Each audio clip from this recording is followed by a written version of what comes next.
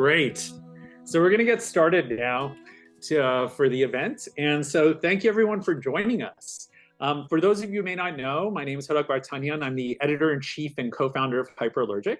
And I just want to say we're located here in Brooklyn on the traditional territory of the Lenape, the Shinnecock, and the Haudenosaunee peoples. So today's event, the fourth in the series for the Emily Hall Tremaine Journalism Fellowship for Curators, is, of course, Tiffany D. Gaines. Welcome, Tiffany.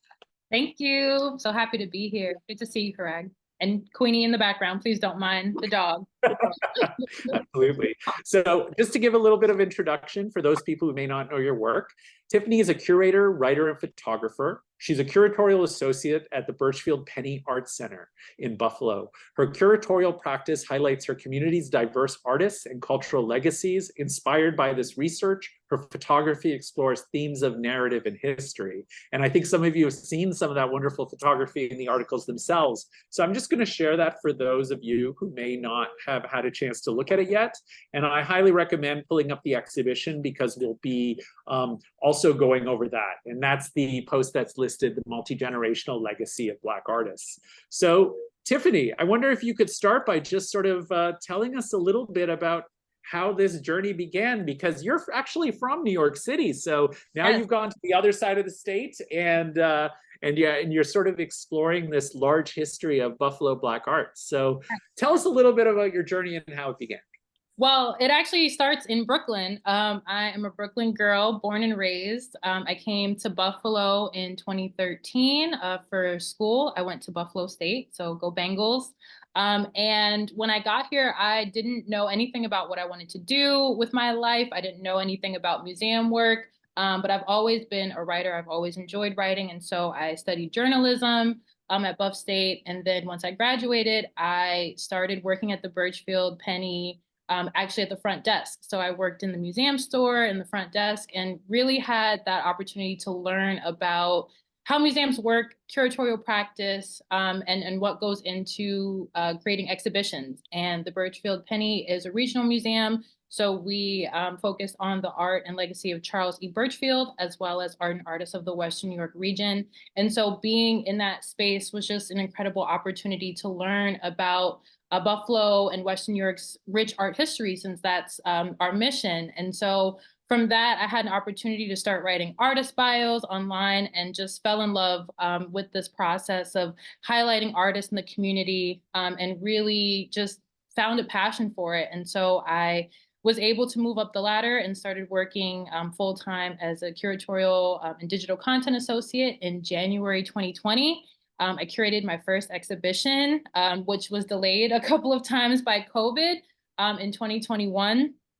And it just kind of grew from there. And so every exhibition I've worked on, every project has been just another way to learn about the legacy of art in Buffalo. Black art in Buffalo in particular has been just an incredible interest of mine. And that really started with the Founders exhibition.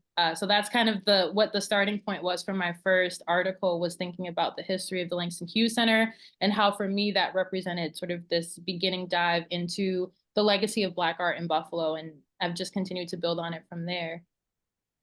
So tell us a little bit about what your own preconceived notions maybe of Buffalo were before you got there. And then when you got there, like, what did you learn about this place? Because, people don't, unfortunately, Buffalo is not part of many conversations, or at least quote unquote mainstream conversations, but hopefully that's changing with your work. So can you tell us a little bit about that for people who may not know Buffalo? Yeah, so I mean, I think like many, before I moved here, the only thing I really knew about Buffalo was that it's cold. Super, super cold, which is true. It's actually snowing right now on the first day of spring. So that feels very fitting. Is it really? Yes, Oh, it is. wow. Okay. Like heavily, like it's sticking on the ground. It's intense. I'm trying to avoid it. I'm trying to ignore it. Living up to its reputation, I guess, right? Absolutely. So other than that, I really didn't know anything about Buffalo, culturally speaking. I'd never been here before. And I kind of just assumed that there wasn't really much history here, to be honest with you. But then coming here and learning, about the city outside of just the bubble that is the college campus. I stayed here in Buffalo a few summers, and that really gave me an opportunity to learn about the city itself. And Buffalo has such a rich history going back to slavery, and was a stop on the Underground Railroad, and was a site of passage for formerly enslaved African Americans to move to freedom in Canada. And so there is this rich history, this African American history that dates all the way back to slavery, and this migration of folks searching for freedom. And I didn't really know that until I had an opportunity to learn about cultural institutions, the Michigan Street African American Heritage Corridor, the African American Cultural Center, spaces like the Langston Hughes Center. All of these cultural institutions emerged as a way to preserve and celebrate the region's incredible history. I've learned about so many historians that have worked here, Dr. Eva Doyle, Doug Ruffin, so many people that have really been on the ground to preserving the local history, to preserving the legacy of change makers here. I think about the Uncrowned Community Builders Project, Dr. Barbara Seals Nevergold, all of these folks that have done such incredible groundwork for making sure that African American cultural history is accessible, and that people know that there is this legacy here in Buffalo. And it's just been incredible to kind of connect with so many people in the community that have been doing this work for decades, and to be able to kind of build on that with talking about the Langston Hughes Center, talking about this history of artists who utilized art for social change at the height of the Black Power and Black arts movement. And for me, as I kind of embarked on my journey of coming into finding my interest as a curator and as a researcher, you hear about these movements nationally. You hear about places like Chicago and New York and Oakland and all of these places across the country that really were these central hubs for artists to incite change in their communities and to make fine art feel accessible. And so to be able to discover that I had come to a city that had this history and had a history that hadn't been told before, it was really exciting. And I don't think I knew the gravity of that when I first started working on like the Founders exhibition. But as I've kind of started to tell these stories and had opportunities like this fellowship to kind of share it more broadly, it's really started to hit me now, just the significance of this work, and what it means to, put together writing and exhibitions that can preserve it for generations to come. Absolutely. So one thing I want to mention for those who are attending, because we're pretty open with questions, if while we're talking, there's a question you have, if we can integrate it, I'd be happy to do that. So feel free to use the Q&A. And we're just going to continue on and talk about your work. So now, when you encountered the work of many of these artists, because what I love about this is it's a very personal thing in that you're visiting these artists, you're sort of, it's a lot of primary research going on here. And what were some of the first surprises for you about this scene? I think just how accessible and how open and friendly the community has been, and just how warmly I've been received. I wouldn't consider myself an outsider now because I've been here almost 11 years, but kind of coming into this space, wanting to share this history as someone who wasn't directly a part of it in some ways, I wanted to be very cautious and not giving off an impression that I was trying to tell a story that wasn't mine, and I think that's a very fine distinction. But it was just really incredible to see how excited people were to talk to me and to share with me about Langston Hughes Center, about artists like Bill Cooper, William West, Jim Pappas, all of these incredible people. It really excited me to see how inspired people were to share these stories. I'm working with Jim Pappas in particular, who was the visionary of the Langston Hughes Center and is an incredible artist as well. He is just such a kind and gracious and gentle soul. And, he made history in all of these ways and is just so humble and just has this humility about him. And so to be able to spend time talking with him, being able to photograph him, to, share the work that he's done over decades, it really meant a lot. And just how gracious and thankful everyone has been. Like, Right. for me, it's like, this is your story. Like, this is not something to thank me for. It's just something that I've been fortunate enough to be in a position to do. But I think that's been the most surprising thing, is just, when you think about fine art, you think about the mainstream art world, you feel this sort of like distance, like it's this other sort of otherworldly place and feel so far removed from the community. And here it's the exact opposite. And so it's just been incredible to become a part of that over the course of my years here. And it does look like you're embraced. If Julia Bottoms is like, doing her portrait, or like other artists, I mean, that was a wonderful, Oh to my talk, God. feeling part of the community. Talk about feeling embraced. Yeah, and I just want to say, Julia, I love Julia so much. We've worked together on a few different projects, including her exhibition at the Burchfield. We just recently collaborated also with Jillian Hainsworth on a project across the street at the Buffalo AKG Art Museum, before and after again, which was a response, and it was a response to the May 14th Tops tragedy that happened here. And so we've gotten very close over the last few years, and she's just incredible. We have this thing where every time we see each other, I'm like, Julia, you're amazing. She's like, no, Tiffany, you're amazing. And we just go back and forth.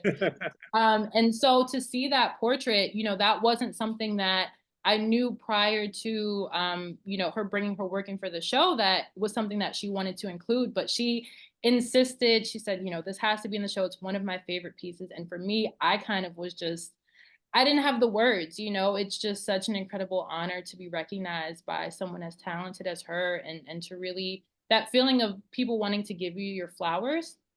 That's something that I just never really thought about. And so that act from her was just so incredibly just kind, and just speaks to just what a wonderful person she is. And I think that's the ethos of this community, is that people are just kind and community minded, and want to embrace one another and support one another. And that's been really something special to witness and be a part of.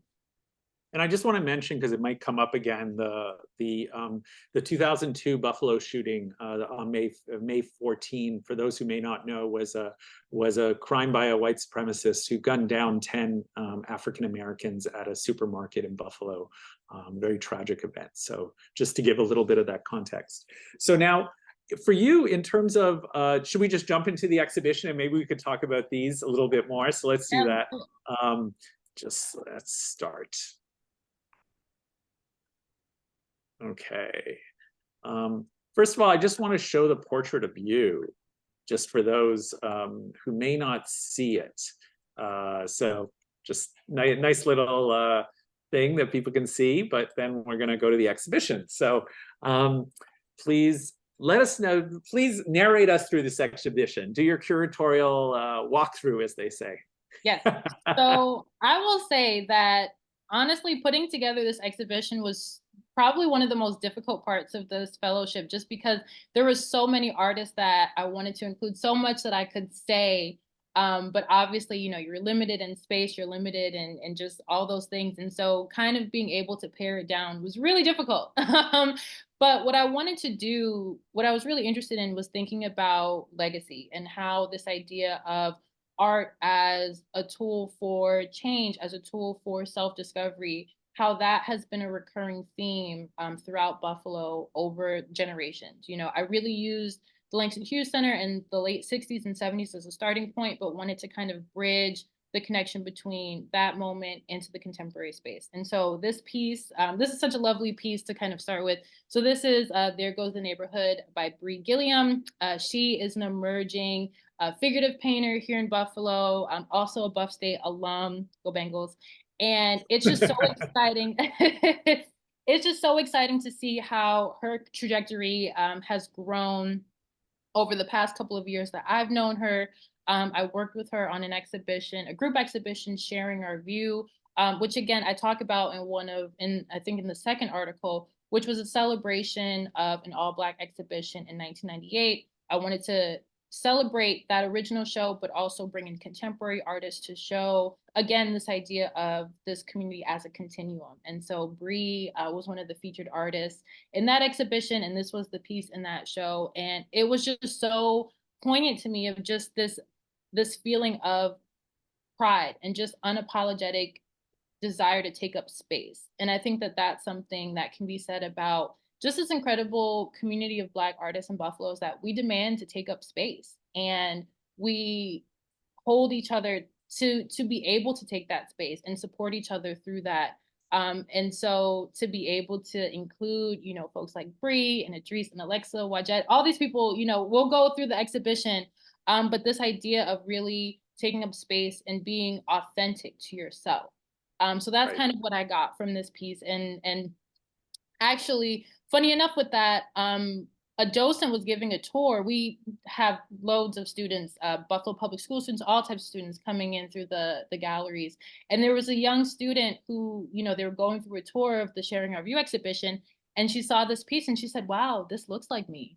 Like this looks like my family. Oh, And just like the yeah. significance of that, of having young people come into a museum space and to feel that they're represented, their families, their communities, their cultures are represented, that just does wonders, and I just think about that, how what we do today can influence the next generation going forward. Absolutely. But in your research, what do you think keeps people in Buffalo? Like why artists stay? Because artists move around a lot often. What do you think are some of the factors that keep people there? I'll tell you, it's definitely not the weather. It's definitely not that. I think what it is that in Buffalo, I think there's just, it goes back to this idea of space. Like Buffalo is very spacious in that you have room to kind of experiment, you have room to explore, you have room to connect with collectors, with curators, with museum workers. You have the space to kind of find your footing and what you hope to achieve in your area and in your career. And I think that there's a value to that. Like I think I would have never had the opportunity to find my curatorial voice in what I wanted to do in a major city like New York or like Chicago. I think there's just a different energy there. I think there's a different level of you just have to, there's just, I don't know what the word is, but I think here you're able to move at a bit of a slower pace to really find yourself and to be supported throughout that. Like I just am always amazed at how many opportunities are here locally for emerging artists to, get get exhibition experience, to propose their own exhibition ideas. There's just so many grassroots spaces that allow for creatives of all levels to really explore their process and to really grow as artists. And I think that's something that's really valuable to being here in Buffalo. Fantastic. Now tell us a little bit about this brochure. Talk about capturing the optimism of an era a little Oh bit my God. with the design, right? Oh my God, just iconic. And it's so funny. Myself and my fellow curator and manager of exhibitions, Tellis Johnson, we joke all the time that this logo would make just such great merch. It would just be So wonderful. good. So good. So good. So this Even is the color, it's so even the contemporary. color, It it's just feels so contemporary. Yep. it's perfect. So this is a Yep. flyer from the Langston Hughes Center. And so just for some context, that was a center that opened in 1971 in downtown Buffalo and was a space for the community to see working Black artists, to be exposed to different art forms, and for young people and adults to explore their creativity and to see that art could be a viable professional career. And so this is just a snippet of the informational leaflet that kind of gave some context to, the origins of the center, and what the intentions were, some of the different areas. So they had printmaking, weaving, creative crafts, photography, painting, all of these different mediums, and, offered these free classes, did exhibitions of Black artists, and really was a way to demystify fine art as being inaccessible and exclusive. And so that kind of broke down that barrier. And so this was a part of the Founders Exhibition. And for me, it just encapsulates just the greatness of Black artists in Buffalo. There are some people, Wilhelmina Godfrey, Jim Pappas is sitting on the left-hand side in the seat in that image at the top. Danae Wajed, also known as Amin Ra, who's actually Idris Wajed's father. So you're literally seeing this Wow. Yeah. multi-generational legacy. Ali Anderson. And so it just, for me, was really inspiring to see how, this group of artists took it upon themselves to make a name for themselves locally, but also to pay it forward in providing opportunities for young people in the community and for adults as well to just have that space to experiment, to explore their creativity, and to use expression as an outlet. I think it was really ahead of its time and really was part of a broader movement that we're seeing in the late 60s and 70s. But again, Right. people don't know I that think we're all catching up. I think we're all catching up to their ideas, right? Yeah, and just how these ideas are continuing to manifest and cycle through. We're seeing this similar push towards making art and creative expression accessible again in this contemporary moment, but so much of that is born from what, these folks were doing back in the 60s and the 70s. Yeah. And I love that there's education, what is an integral part of this, which, Yeah. I always think it's so wonderful is we're sort of building audiences for the work we're creating. And I feel like this looks like they're also building an audience, which I think is so wonderful. Absolutely. And I think it's interesting as working artists as well, how going through the process of educating and being teaching artists, how that informed their own practices as well, and help them to develop their process as well. Got to bring back that logo. Yes. And and here we are, one of the flyers by Jim Papa's show. Yes. I mean, there's something so super wonderful about these. They feel so familiar, but at the same time, they sort of have this kind of vintage, wonderful archival quality. So tell us what's important about the show, or what you think is sort of noteworthy. So for me, this stuck out because it's very meta. So Jim is known as an abstract expressionist painter, but also was a prolific screen printer and also a photographer. And so I thought this was incredible because, this is a screen print, obviously a promotional tool, but also functions as an art object, right? Like he's got his signature in the bottom right corner, like there's this aesthetic quality to it. And for me, I think that's just so incredible because he's demystifying this idea that working as an arts administrator or curator is so different from being an artist, and just how he's infusing his artistic practice into a curatorial sort of framework as well. And so for me, as a curator and photographer and all these different things, like that's just like my jam, right? Like that's right up my alley. And I love this idea of making your art practice a part of the other sides of your work as well. So in addition to being this incredible artist, being this visionary behind the Langston Hughes Center, Pappas was also an educator. He helped establish the Black Studies Department at the University at Buffalo, taught in their art department for decades, and so was really involved in the community in all of these different avenues. And just to be able to see how he intertwined all of these different facets of his identity and his career throughout his lifetime, it's just really inspiring. And I tell him all the time that I just want to be like him when I grow up. Yeah, well, I mean, it definitely echoes back to Warhol and all that, and I'm sure there's all those different quotations in there as well. Absolutely. And then here's where you include Julia Bottoms, for those who may not know her work so well. And how would you characterize her role in this larger scene? Because the work looks very different from some of the others, but there's this incredible intimacy you just can't shake. Yes. Julia has this incredible way of capturing the essence of people's souls and spirit in her work. And so I love her practice because she is using a very traditional portraiture technique to reinscribe the significance of Black and Brown people in our communities. And so this piece was a part of her exhibition.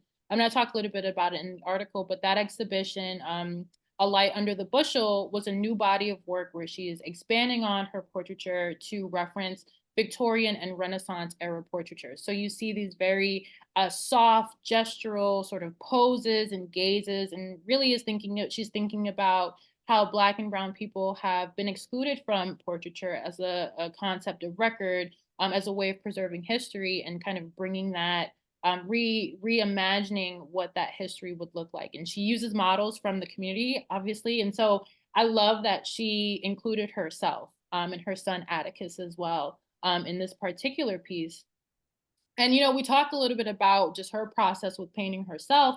And, she's done self-portraits in the past, but this one, she made note of the fact that it was one of the first ones of herself where she really didn't hide, those flaws of, you have these imperfections on your face. She included, bags under her eyes. Obviously she's taking care of a young one. And to see her sort of celebrate the imperfections, the nuances of being a working artist and a mother, and celebrating, that without feeling like you have to ignore the difficult parts of it, or beautify it in a way where you're kind of ignoring the realities. It was really special and really beautiful to see. And all of these pieces are pretty large, and so to be able to stand face to face, like you feel the soul of the person, of each subject. And so it was a really powerful exhibition, and Julia's work is incredible. I could gush on and on about how amazing she is and just what she means to Buffalo. You know, she is I definitely. just, I was just gonna say, I just love the fact that she's directly looking at us as the viewer, but Yes, then the baby's sort of looking off, because it's sort of like you get the sense that like this is sort of a momentary connection, and she's gonna yes, have to go off and do something, right? And it's sort right. of like that's what I think makes it so beautiful and fleeting. Yes, yes. And it's just like this like unflinching sort of like power, you know, and to see motherhood, Black motherhood celebrated in this way and really made to be beautiful, really means a lot and is really special. And so there's another piece in the show. It wasn't included in this exhibition, but you know, painting other mothers, painting, you know, just depicting Black motherhood in a way that is really celebratory and beautiful. Absolutely. And then you included this work by Leroy Johnson. Do you want to talk a little bit about this one? Yeah, so Leroy, Leroy Oh, Johnson. I'm sorry. I No, no, apologize. no. No, no, no. He will make sure everybody knows, and it has been, you know, ingrained in me. So Leroy is an incredible, internationally recognized painter. I curated his retrospective, Leroy Living in Color, in 2022, 2023. And for me, his work is so poignant because it connects the Black American experience that we're seeing with the African diaspora. So he's heavily influenced by Brazilian culture. He was a close friend with Abdias Nascimento, who is a widely recognized politician and artist from Brazil who actually spent time living in Buffalo. And so you're seeing like all these connections of these major artists and well-known people that have passed through Buffalo. He had an exhibition at the Langston Hughes Center as well. And so I love the connection of Leroy's work to these broader this broader history of the African diaspora, how the Black American experience and African experiences throughout the diaspora are born from similar experiences and fuse different elements of different cultures. And so that's what I see happening here, right? Like he's incorporating these circular motifs, and these colorful faces are iconic to his practice. He is an incredibly prolific painter. So curating his solo retrospective was a feat because he had about 2,000 paintings for me to choose from. Wow. Wow. And so, yeah, he is really someone that, you know, has exhibited all over the world. But the exhibition at the Burchfield was the first solo exhibition in his hometown of Buffalo, New York. And Oh, that's amazing. Yeah. yeah, and it was great because with that exhibition, we also had an educational collaboration where we partnered with different organizations and the Buffalo Public Schools and had about 40 students engage with Leroy's practice to create their own multimedia works that were also curated into the show. So it was his solo show, but it also included work from about 40 students and really, again, just carrying on this legacy. And it was really amazing to see how the students kind of took elements of Leroy's practice, some of the motifs that we're seeing in this piece, and really made them their own to talk about their own experiences with identity, with race, with social justice. And they were all incredibly inspired by Leroy. And he always talks about how inspired he was to be able to learn from the students that we worked with. That's wonderful. And I think it's also shows a little bit of that spirit you were saying, where he decided to sort of include all these other young artists in the show in a way. So I Yeah. think that's really generous. Now, are there artists, you mentioned one artist already that who had shown at the Langston Hughes Center. Were there other artists that had a really pivotal role? Or in your interviews and talks with artists, are there artists that some of them will keep looking at again and again? And I'm curious who those are. So see now the thing with and this is the difficult part about telling some of these narratives is that a lot of this history has only been preserved through oral tradition, right? And so so many people, you know, memories fade over time. And so I've been trying to uncover like the full scope of all the exhibitions that took place. But one group that really struck me as it just kind of blew my mind when I learned that they exhibited at Langston Hughes was actually Afro Cobra. So Afrocobra was a group that came out of Chicago, at the center of the Black arts movement, incorporated these themes of Afrocentricity and the Black American experience. And so their show, Afrocobra 2, I believe it started at the Studio Museum, traveled to the Everson Museum in Syracuse, and then came to Buffalo at the Langston Hughes Center. And funny enough, little anecdote. So there is a letter in the Smithsonian collection, archival collection, from Ali Anderson, who was one of the founders of Langston Hughes Center. He was the executive director at the time. He wrote to Jeff Donaldson, who was an artist, a part of Afrocobra, and he credited the Afrocobra exhibition as the first all-Black exhibition in Buffalo, which we know is not true because the Langston Hughes founders did their own exhibition of their own work a few years before that.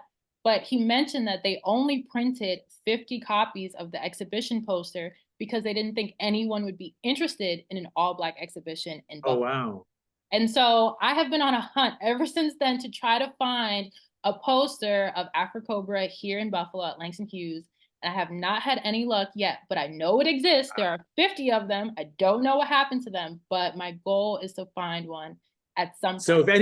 if anybody's watching this, Anybody! knows where they are in an archive Yes. somewhere, or generally, just please let us If know. they're And in we'll your basement, your attic, let me know. You'd be surprised because that's the type of thing, of course, because who would assume that only 50 copies would be printed? Yes. People probably thought there were just hundreds of them, or if not Yes. thousands. Only They never 50. think of that.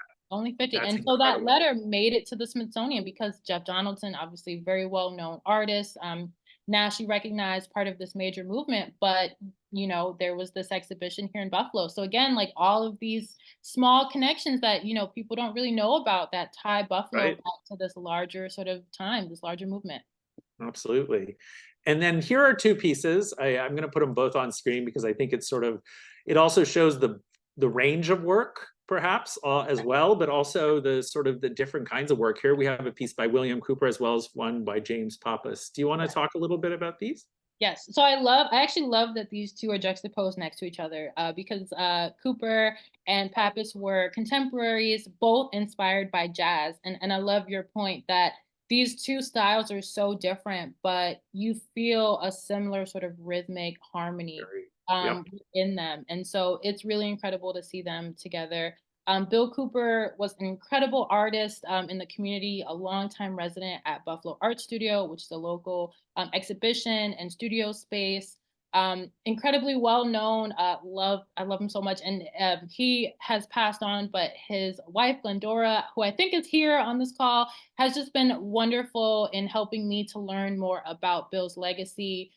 He was incredibly inspired by themes of Afrocentricity, but also tied in his experience as a Black American. And so this piece, Naming Ceremony Ghana, speaks to a life-changing experience of him getting a name in a special ceremony. And just the vibrancy of the colors, this rhythm of the different motifs and movement, you feel just that energy, that spirit sort of radiating. And the thing that I love about his work is that it's so vibrant and visceral. Like the picture doesn't know justice. If you see it in person, one thing Glendora and I talk a lot about is that his work really challenges you to really sit with it. And you have to take your time to see all of the elements, to see the faces, to see the body parts. He loved to depict women. He loved to highlight the beauty of the women in his life, his love of jazz, which you see in this piece. And I'm really excited. I'll be curating a solo show of Bill Cooper's work at the Burchfield in the summer of this year. So I'm really excited to dive into his work, his body of work a little bit more for that exhibition. And then Jim, again, just going back to him being a multidisciplinary artist, this is Dizzy Gillespie at the Trough, so one of his high contrast photographs of some of the jazz greats that have performed here in Buffalo. And as a photographer, obviously I'm a sucker for some photography. And so when I came across, this work, I just was in awe. I never knew. I didn't know at first that Jim also did photography. And so to see some of these, and it kind of is a wonderful complement to some of his abstract expressionist work, which is also very rooted in jazz and gives a sort of abstract rendition of that feeling, that spirit. And so this being a more representational complement to that, it's really incredible. Absolutely. I just want to say about the Cooper painting, I just love the fact that my eye can't settle on a certain element and keeps Right. seeing more and sort of trying Mhm. to understand the relationships of them Yes. and sort of where the arms start and end and where their Yes. faces and when they become other things. And Yes. I just think the piece and also just the fact that it's about this naming ceremony, which probably had such important meaning for him. Mhm. It's so I think it comes across very clearly, and that's one of the beauties of this. And we're talking about the energy in both pieces. They're Yes. very similar, even when Right. they're very different, and it's Right. kind of amazing, uh, Yeah, I love you that. know, because I could almost hear Dizzy Gillespie's sound, right? Mhm. Like Mhm. that's how clear it is. So Yeah. thank you for sharing that. And now some more wonderful photography. Yes. And so I love this transition because like with Cooper and with Pappas, you see that there's this fusion between visual art and jazz and just how the artists of that moment were so inspired by the music and the rhythm of jazz. And so to kind of take it to the next generation, we see how that kind of continues with art and hip hop, right? And so the first thing that I learned about Buffalo when I first came here and really spent some time in the city was that Buffalo has such an incredible hip hop culture and underground hip hop sort of scene. And I just was amazed. And it was just so cool to be able to go to these underground shows. Like they were doing performances um in this poutine place on Allen Street in somebody's house. Like it was just so cool to be a part of that. And actually, in this picture on the left, Billy Esco, Chase, he is a rapper here, and he actually was the first person to kind of take me around and show me the spots way back, way back in the day. And so to kind of see him in this piece, this photograph by DJ Carr, it feels so full circle. And DJ is an incredible photographer. He is also going and growing in his practice, and I had an opportunity to curate his first solo exhibition in 2021, and just to see how he's taken documentary and street photography to this level of celebrating Buffalo's East Side in particular, the spaces where Black and Brown residents are often forgotten about or just not celebrated for their beauty, for their finesse, for their swag. And so I had to include a photo of his and including Esco and Jay Skis, who are two incredibly well-known rappers here, not just in Buffalo, but nationally Yeah, as well. Like they are both incredibly successful. And so it just felt like a natural continuation of this relationship between music and art. And we see that with Idris Wajed's work as well. In my second piece, he uses this graphic linear style to visualize like hearing the music, hearing some of his favorite hip hop songs. And again, it's similar to the comparison between Cooper and Pappas. You see these similar things of visualizing the sounds happening, but in these very distinct ways. And so it's always really cool to see how that continues to regenerate and manifest as generations kind of come onto the scene and develop their own sort of artistic identities. great. And we're getting some questions, but I'm just going to keep them to the end of the exhibition because we're kind of Okay. just, if there's anything you want to sort of add about what you sort of said about the general exhibition, and what was it like putting this together, and how is it different from other experiences? It was a little challenging just because, like I said, like there are so many artists, there are so many different routes that I could have taken with highlighting some of the artists that it was kind of difficult to choose. But what I wanted to do was really focus on, for me personally, like I wanted to spotlight artists that I had sort of these pivotal sort of moments of connection with. So whether it was curating, a solo show or a group show, like we had these experiences of me being able to really connect with them and share their work.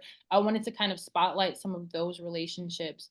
And so it was really difficult to kind of pare it down, but it was amazing to kind of have the space in the two articles that preceded this to kind of go into some of that background a little bit and just this idea of art as a space for self-discovery, for experimentation, for preserving history, and all of that kind of starts with thinking about spaces like the Langston Hughes Center and the importance of institutions that celebrate and preserve the legacy of Black artists. And so it kind of just feels like a full circle that just continues to go around and around and around. And I have to give the Continuum, I have to give that to Jim Pappas because completed a couple of series, Inner Space and Outer Space Continuum. And some of his, if you look at his abstract expressionist work, there is no beginning and there is no ending. And when I asked him about, just this legacy of Black art in Buffalo, he kind of said, like, I'm just an artist on this trajectory. Like, there are artists before me and there are artists after me. And so this idea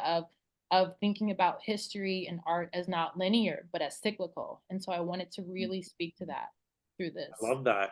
I love that. So now, what was the institutional support artists received in Buffalo? Was there significant institutional support in general outside of the Langston Hughes Center, for instance? So historically, I would say probably not, right? Like, and I think that spaces like Langston Hughes, like the African American Cultural Center, the Black Dance Workshop, all of these spaces emerged as a way to create opportunities that artists weren't seeing presented for them, right? So being able to kind of partake in this grassroots effort to make space, right? To take up space. Support from funding like the Model Cities program, state funding, all of that was incredibly significant in helping to establish those spaces. But once that funding sort of dried up, it became more difficult to sustain them over the years, as of course we see with arts and cultural funding even now, you're just continuing to dry up and to be minimized. And so I think over the years, larger institutions have begun to recognize and acknowledge that history, and have taken steps to rectify it in some ways in terms of making sure that collections are more inclusive, exhibitions are more inclusive, and really speak to the reality of the communities that we're intended to serve, right? And so that's why I'm so grateful for the support that I've had at the Burchfield to be able to tell these stories, to work with established and contemporary artists to build this historical record and to celebrate these legacies in this larger sort of institutional space. And the Sharing Our View exhibition, in 1998, John Baker, who's another incredible artist and curator and educator and all of these different things, that was his way of demanding to take up space for himself and other Black artists to be recognized in a mainstream institutional space. And so just to kind of celebrate the work that was done historically and continues to be done today in the contemporary moment, I think is incredibly important. And, as Buffalo continues, the word on the street is that Buffalo is undergoing a cultural renaissance right now, like with the Buffalo AKG Museum reopening. You're seeing all of these opportunities kind of emerging for artists here, the establishment of galleries and stuff like that. I think it's all really wonderful, but it's important to kind of recognize that historically artists, Black artists and artists of color in particular, have been cultivating these spaces for themselves for decades. And so as we celebrate where Buffalo is going, I think it's also important to acknowledge the work that has already been done. Yeah, and I think it's great that the AKG Museum has been supportive, considering historically, also known as the Albright Knox, it didn't feel that they were as connected to the local community. So that's wonderful. Yeah. So now let's get into some of the questions. I think people are sort of eager. One question: congratulations on all your curatorial accomplishments. How did your interest in art begin? And maybe I'll just add how your interest in curating, as opposed to, let's say, writing or making art or something like that, began.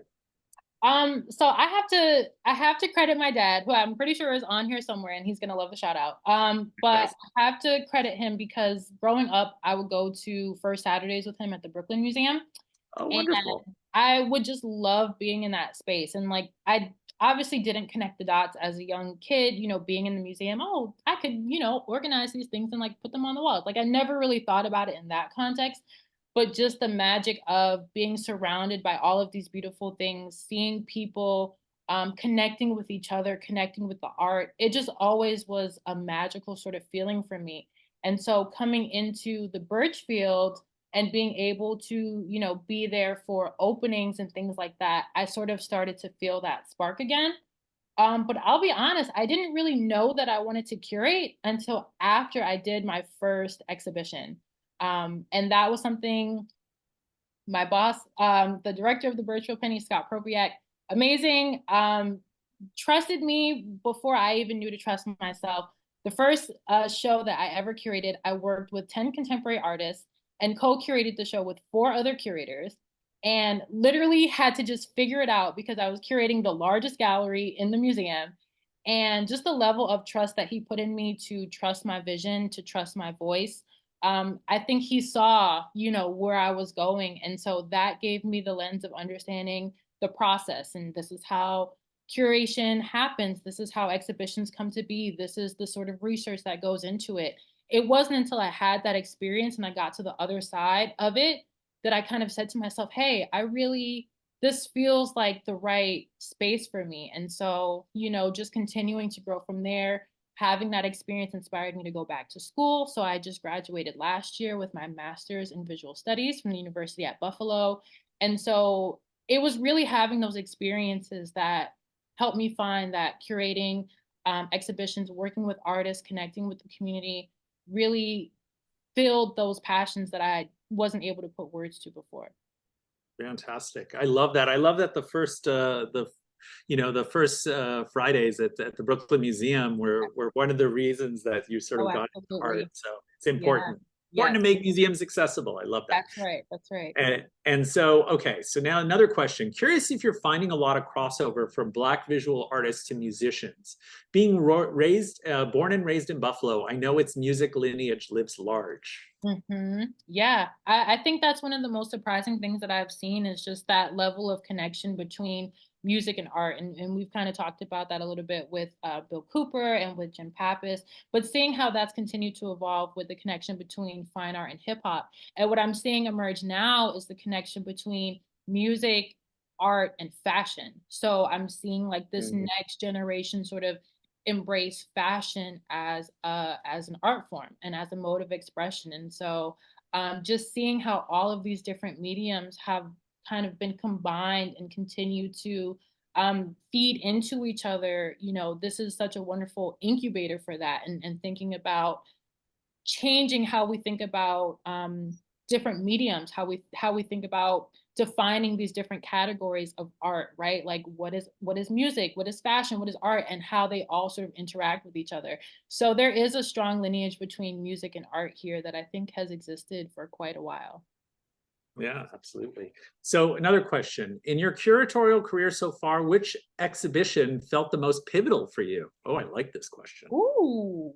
Yeah. So, I mean, I guess for you, just maybe even personally as a curator, which one maybe was pivotal? And then we could also talk just sort of art historically or like in general as part of a larger kind of That's such a vision. good question. Oh my gosh. So I think professionally, the one that feels most pivotal was Leroy Living in Color.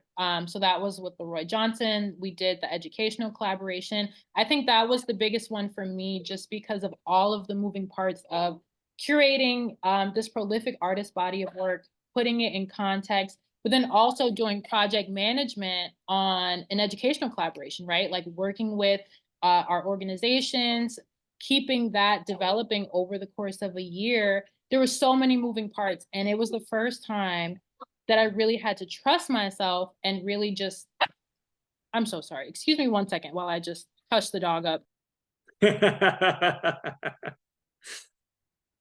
See, this is what we talk about when we say, life interrupts art sometimes, I had a running bet to see if she would let me be great, and I knew that she wouldn't. She's been very well behaved, to be quite honest. But I think that one was the biggest one professionally. In terms of personal or just art historical, I mean, it's so hard. I think all of them are significant, but I think working with Julia Bottoms is just amazing. Just because of I think where I see her work going, where she roots the historic and the contemporary in this really beautiful and innovative sort of way. Like I'm so excited to see where her career goes next. I think that she is on the cusp of greatness. I tell her this all the time. Like she has to remember me when she's in the MoMA or the Met. And so to kind of be able to celebrate, this new direction or just this evolution of her portraiture conceptually with that exhibition was really impactful for me. And of course, I'm going to say that one because my portrait was in it. Of course. Love it. So now this question is from a fiber artist who's saying that I'm interested in hearing if fiber or textile arts were part of the artistic history of Black Americans in Buffalo. Oh my God. I love it. That is such a timely question. Thank you to whoever asked that. So one of the co-founders of Langston Hughes was a multidisciplinary artist by the name of Wilhelmina Godfrey, who was an incredibly prolific painter, printmaker, and she was also a weaver. And so she established the Creative Crafts Center at the Langston Hughes Center and made this really, she just has such an incredible body of work of fiber works and paintings and prints, all these things. And so in addition to all her artistic practice, she was also a scholar on African American craft tradition. And so she Amazing. really tied back her work as a fiber artist and the work of other craft artists to African traditions of craft art and fiber art as utilitarian, right? And this is pivotal because this is at a moment where craft art is just sort of coming into the fore and is really only being recognized for aesthetic value, but she's tying back this tradition of functionality as well. And she's another artist who was incredibly celebrated during her lifetime, but hasn't quite gotten that recognition after her passing in 1994. And actually, much of her work, the whereabouts of a majority of it, had been unknown for years. And so I'm also working on curating her solo retrospective.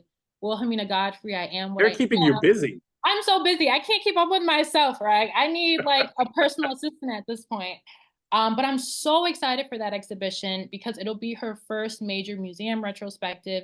It'll put all of her work as a fiber artist, a printmaker, a painter in full context to her community work at the Langston Hughes Center, her scholarly work as well as a writer. And it'll be an opportunity to show a majority of her work that hasn't been seen in decades. And so I'm so excited for that show. It's opening in November. We're doing a catalog, like this is going to be the next blockbuster. We also received a Warhol Foundation grant for that exhibition as Congratulations. well, which is like huge. And again, it just shows that there's so many incredible artists, historic and contemporary, in Buffalo that can really be a part of these broader conversations about how art has evolved over the years. And so to be able to put her work in that broader context, I'm really looking forward to that. And I know that so many people are going to be excited to see her work be celebrated the way that it rightfully deserves to be. So that's such a timely question. I'm so glad somebody asked that. Oh, I'm so glad too. Okay, next question. What role does mentorship between artists of different generations play here? Who are those mentors in the Buffalo arts community? I Good think question. the mentors, that's a great question. I think the mentors are the elders. They're the Jim Pappases, you know, they're the Betty Pitts Fosters of the world, of the city. But they're also like the Idris and Alexa Wajeds who are, you know, in this middle ground of, you know, they're not quite historic, they're still contemporary, but they've been around to impart some knowledge. They're like the John Bakers. And so I think that for me, I've tried to use this space that I occupy as a curator to sort of help bridge those connections across generations. And so that was really the focus of the Sharing Our View exhibition, was to kind of bring the past and the present to allow young emerging artists who maybe aren't familiar with some of the historic artists that came before them have an opportunity to connect them with those people that are still here. And as part of that exhibition, we did a roundtable discussion where we had all of the artists come together. They shared their experiences of, you know, what it was like to be a practicing artist in the 60s and 70s, what it's like to be a practicing artist today, you know, what are some of the challenges, how have things changed over the years. And we made a point to record that and really make it a production so that that documentation can live on long after the exhibition has closed. So it's accessible on the Burchfield Penney website. And so, you know, I think there's an incredible importance in cultivating those connections, but also creating archival records so that those experiences, the lessons, the challenges, all those things can be accessible after people are no longer here with us. Great. Okay, a few more questions were submitted, so let's get to these. So I heard you say that you had about 40 youth engaged in the, you said it was pronounced Leroy? Roy, yes. Perfect.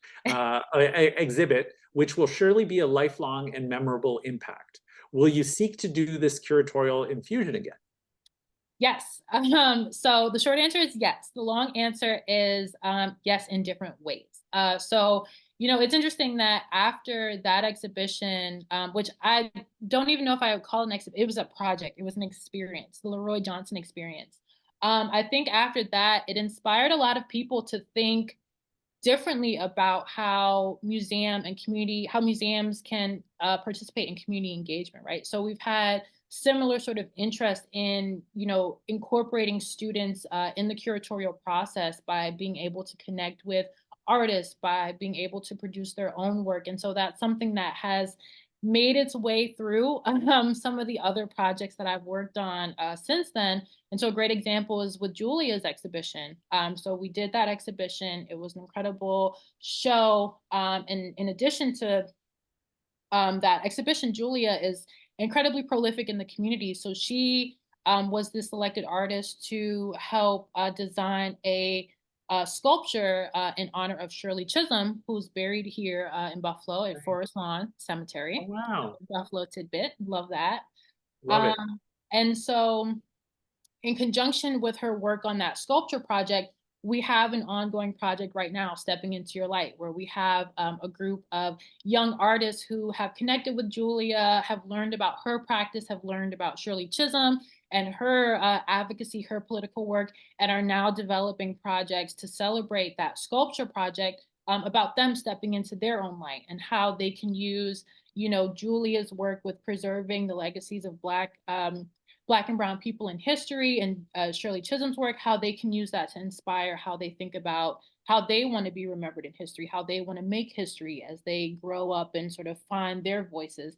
And so they're working on a project right now that'll help celebrate the unveiling of the sculpture when that happens later this year. And so it's really cool to see how the similar concept of engaging the youth can be tailored to sort of fit different exhibitions or to really highlight different projects that are happening throughout the community beyond just one exhibition.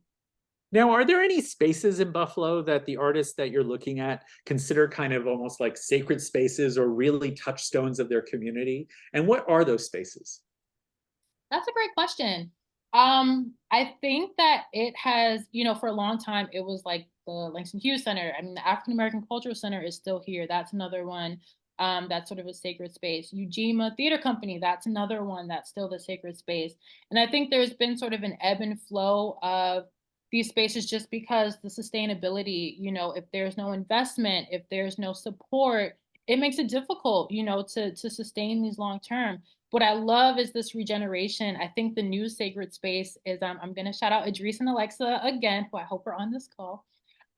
They have a studio space that has really become a community sort of grounding space. And I talked a little bit about it in the article. They've done a series of workshops, Healing Off Art, as a way for folks to engage in creative expression, as a way to process just the difficulties of navigating life after the May 14th tragedy. And so I see their space emerging as this sort of sacred space for folks to engage in community, to participate in art making, to connect with other artists in their community. I think that's the next iteration of this sacred sort of community space, but I would love to see more of them sort of emerge. And I think that there's definitely the energy there and the interest, but it goes back to just the sustainability and just the economic support of, making sure that artists are paid and have the opportunity to realize the visions that they have, not just for themselves, but in the work that they hope to bring to their communities as well. Right. And most of the artists in the community, do they tend to be working artists? Do they tend to be like teachers? How do many of the artists support themselves? And are they sort of, does that maybe multi-pronged nature of how one makes a living in an artist in Buffalo, how do you see it sort of impacting the work? I definitely see it as being, multi-pronged in that I know some artists that are full-time artists and are able to sustain themselves that way. I know some that are also teachers and teaching artists in addition to their practice. I know some that work day jobs that are totally unrelated to their art practices as well. So I think it's a conglomeration of all of those things.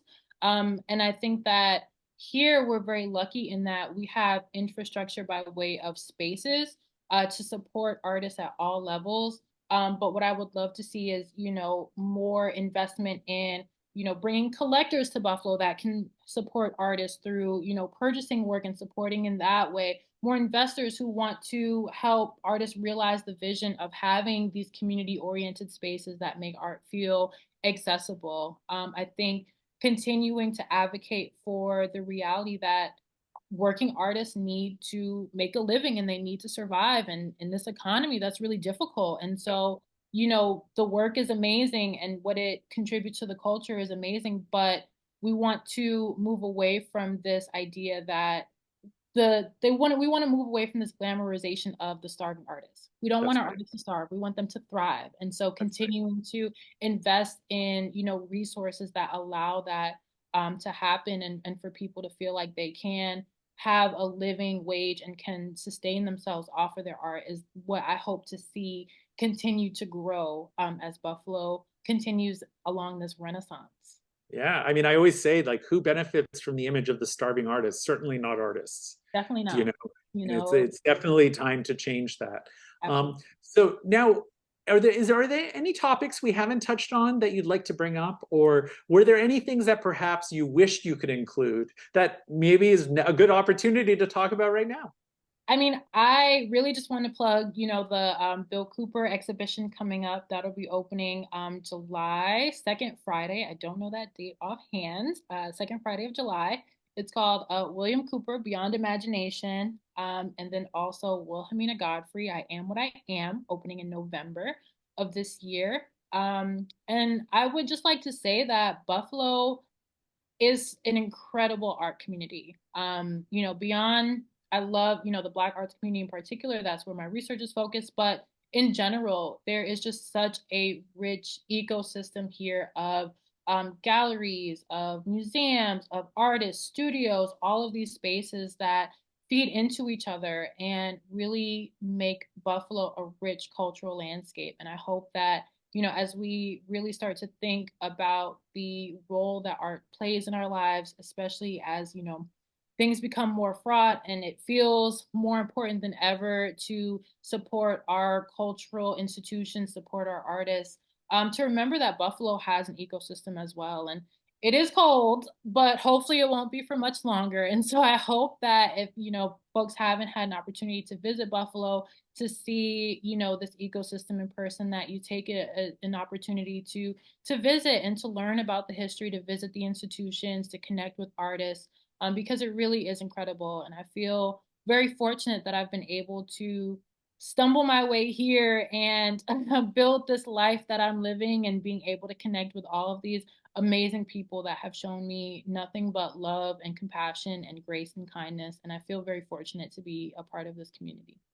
That's wonderful. Well, I think you answered this question saying, what's the next big thing for you? You've already talked about those exhibitions and the project you're working on. So your book, there's a lot of stuff going on. Yes, so we're just going to say that. And there's a couple of accolades here for people saying how wonderful you are as a speaker and someone suggesting you should get an agent. So just going to pass that along. That's on the list. An agent, a personal assistant, a bodyguard, a driver. I'm still a city girl, so I have not yet learned to drive and traverse that yet. I'm still. Wait, you can't drive in Buffalo? That must be very hard.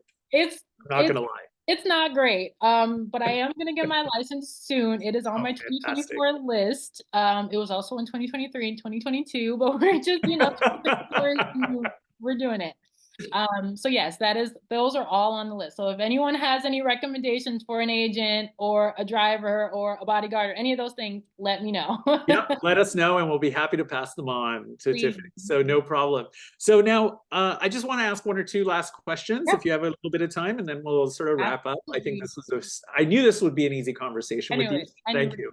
Thank you. Because there's so much to talk about, and the wealth of, I mean, at least I'm feeling like you've only just started uncovering things. There feels like there's a lot more. There's so much more. Yeah. So that's wonderful. So now, what do you think in terms of the different sort of genres of art that maybe the artists, the Black artists in the community have done? Are there any, like, portraiture seems to be a prominent theme? Is there landscape? Is there other types of things? Are there certain kinds of themes or types of things you see repeated again and again? Or are there certain events, perhaps historical or contemporary, that have a particular resonance with the artists? That's a great question. I definitely see a lot of portraiture. I think a lot of the work that I'm seeing, I can't say I've seen, well, no, because Betty Pitts Foster, she has a very sort of intuitive way of depicting these soft landscapes. Mhm. But what I think that I see as a through line is this idea of finding beauty in the simplest moments of the human experience, right? The things that make us feel intensely, just the experience of being a human, of having emotions, of connecting to the world around us, of finding ourselves, our identities, and connecting with others. I think that's the thing that I see as a through line through all of the artist work that I have dived into so far. I love to see how that sort of translates into sculpture and three-dimensional work. Yep. Ali Anderson, who was a founder of Langston Hughes, was an incredible sculptor and would use car bumper parts to create these sculptures. George Smith is another artist out of Buffalo who did these incredible sculptures as well. I don't know. I'm trying to think, but I'm kind of at a loss for, well, Valeria Cray is another artist who's working in sculpture and sort of creating these gestural sort of forms that feel reminiscent of the body, but are abstracted in this way. And so that's another area that I think I'd like to dive into a little bit more is, how this idea of working in three dimension, these are all artists that have been here and working here for quite a while. Well, Ali Anderson has passed on, but just how that's continuing into this contemporary space. Like, who are the artists that are sort of speaking to that now here in Buffalo? That Do you might think that also lends itself because, like you said, there's so much space in Buffalo that people were be. able to sort of I experiment think in three so. dimensions? Yeah. I think so. And I think as, obviously as inflation and the cost of living and rent goes up, like I think that lends itself to the media that people work in as well. It's really interesting that you say that too, because when I was curating the Sharing Our View exhibition, it was really interesting to see the juxtaposition of the historic artists from the original show and the contemporary artists that I curated into that show, in that the historic artists, their work was a lot larger, just like like scale physically. Wow. And a Oh, lot oh, of wow. the contemporary artists, their work was a lot smaller. And so that makes me think about just that accessibility of space, right? Like not having a physical space like Langston Hughes where you could, work in a studio space and have access to different sort of material or machinery that you wouldn't just have in your home, like I'm sure that made a difference in the media that people were reading Absolutely. in. The accessibility of, I'm seeing a big resurgence in photography here. There are so many incredible photographers working here in Buffalo currently, and I wonder if part of that has to do with, again, this accessibility of, being able to photograph and develop and shoot and edit, in this small computer as opposed to, Yeah. having to work large scale on these large canvases. So it's interesting to see how the media that become more popular are also they also evolve based on the accessibility of tools and studio space and things like that. Yeah, speed too. Photography, I think, has speed on the other Yeah, mediums, and so that could absolutely. be really attractive to a lot of artists. Yeah. And I guess finally, I'd love to. I just want to say there's so much love for you in the Q&A. I'm just not going to post them, but I just want to say, everyone, people think you're going to get your driver's license. Everything's going great. So I just want to sort of pass on those Please well keep wishes. hope alive. This is the year. Yes. I love that. I love that. So now, what did you wish you were perhaps taught when you studied art that, in retrospect, you're like, that would have been useful to know more about? And I say this as a curator, I say this as an art person. I would love to hear a little bit about that because I think a lot of people on this, who are watching, people who read Hyperallergic, others are thinking about that. How do we change perhaps the way art is taught or framed or thought of that allows these other communities of artists or geographies to be part of our conversation? Anything? I think for me, I would say that I'm actually I'll take kind of backwards. I think Sure. that for me, having more accessibility to art growing up, I think would have been Right. incredible. So obviously I talked about going to the Brooklyn Museum a lot, and having that exposure through that. But I can't say that I took really any art classes in school. Like I did creative writing in middle school, but I went to a technical high school. And so the art classes were digital electronics and technical drawing. And like for me, that was just not piquing any sort of interest. So it really wasn't until I got to college and, after I graduated college that I really started to dive into learning about art history, about thinking critically about art and the role that it plays in our lives. Funny enough, when I was an undergrad, I took an art history class and I hated it so much that I dropped it before the semester ended. So it's very ironic that I ended up working in the arts after that experience. Um, but I think that speaks to the importance of spaces like the Langston Hughes Center to sort of give that supplementary exposure to art and engagement in a way that maybe you're not getting through traditional school systems. I think that's why working on exhibitions that incorporate an educational component, like the Leroy exhibition and sharing our view and all these things, it becomes a way to sort of supplement the ways that art is not really being supported in schools anymore. And so I think really cultivating that exposure early on and having these opportunities within the community to sort of expose the youth to the art and to creativity in general is essential, especially as arts and humanities continue to be targeted and funding continues to dry up for these spaces. Finding alternative ways to kind of bring that exposure to youth is really important. Absolutely. I'm just going to end with this one. Somebody's asking about a visit you recently did to Phyllis Thompson. They Oh my sort of God, brought yes, up. Do you want to talk a little bit about that? Someone's saying it was really fantastic because there were about photographs that she didn't know about. So yes. someone's seeding this question. So I'll sort of let you end with that a little bit if you want to talk about who Phyllis Thompson is. Yeah, so Phyllis Thompson is an incredible multidisciplinary artist. She just recently had a show at Buffalo Art Studio that showed some of her early print work, but then also her later collage work.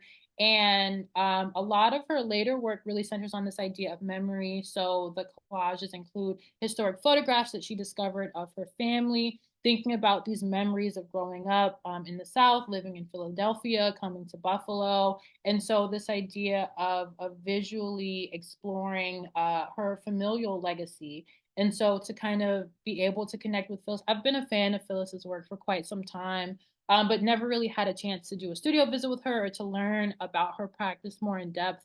And I just really appreciated how her work is just rooted in this sort of intuitive sort of feeling, this intuitive sort of connection to history and how history sort of lives on through our memories and in these archives that we hope we're able to preserve. And so it was very inspiring to hear her talk about her practice, to see her sort of reflect on how far she's come in her career and to be celebrated for it in that exhibition as well. And we had a conversation with the curator of that show, Shirley, and she, was really talking with Phyllis about, what her plans are for her work and thinking long term about, what will come of her work in the years to come. We obviously all won't be here forever, and so that was incredible for me, just to hear, and I think this is a great way to tie it up, just in that the only reason that I'm able to curate these exhibitions and to tell stories like Langston Hughes and these things is because fortunately there are still people that are with us to be able to give that historical context, to share those primary documentation, those archival records to help tell the story.